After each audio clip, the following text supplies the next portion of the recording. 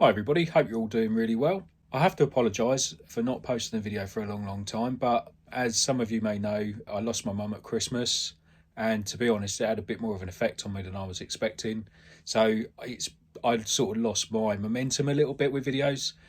But hopefully now we've laid it to rest, thankfully, and we can move on and I can get back to doing what I love.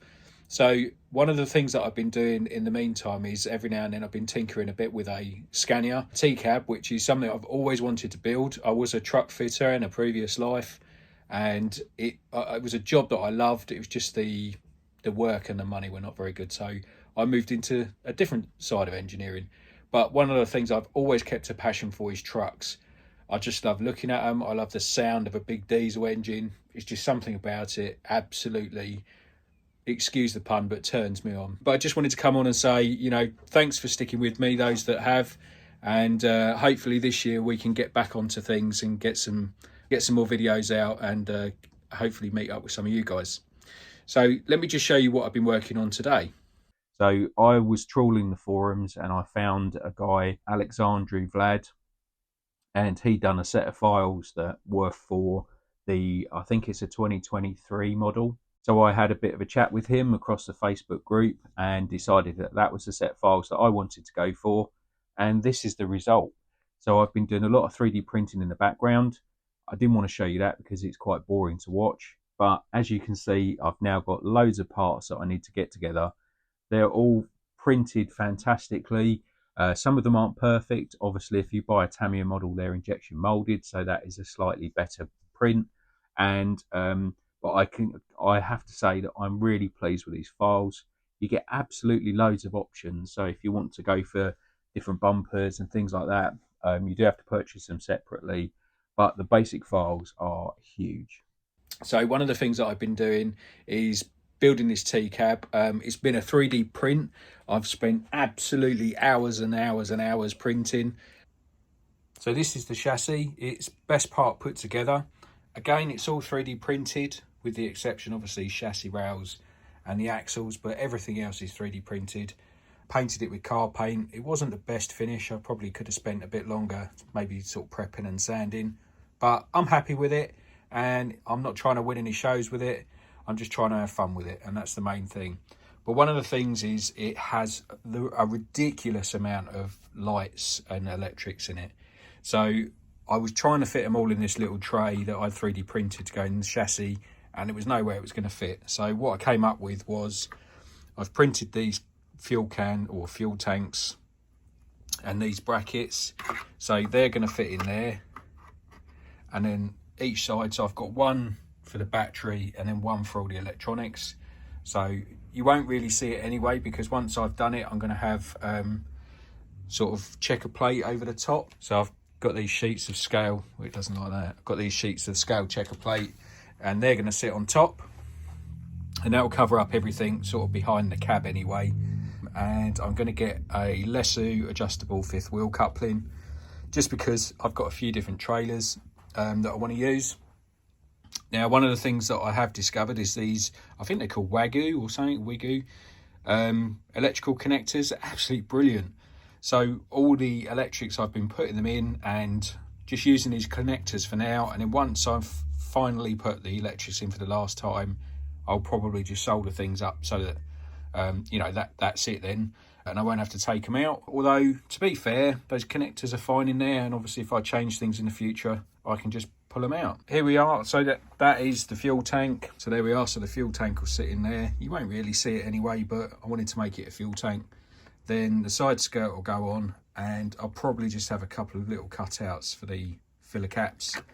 I've got a feeling this one's probably going to be almost under the cab anyway, so you won't see that. So let me get this put on, and then I'll get the cab sort of offered up, and then we can have a quick look at how it's looking at the moment. So here we are with it all mocked together.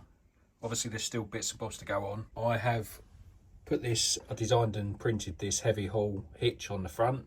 Not sure if I like it yet, but I always want it to be sort of a heavy hauler. I've got a big D11 that can go on the back of it on a trailer, which is a brooder that's been converted to RC as well. Some of the electrics are in, so we've got drive. So I've put a brushless system in it. Just I want it to be quiet really. Locked it into first gear because the brushless system gives me loads of speed.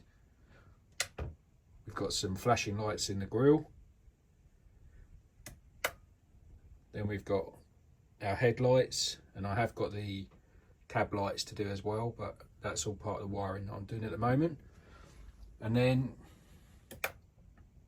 we've got all the marker lights, side lights, and if you can see, tail lights at the back. So it's all coming together. I'm really pleased with it.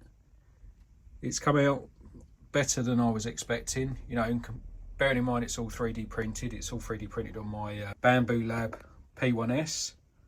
I've spent God knows how many hours printing, but I think in the end it's going to be worth it. So I also decided that, you know, I wanted the transmitter to look the same as the truck. Usually I forget which transmitter I'm using for what, so I thought if I put it in the same colour scheme, then I can't forget, can I? I think that looks okay. So this is the level of detail in this 3D print.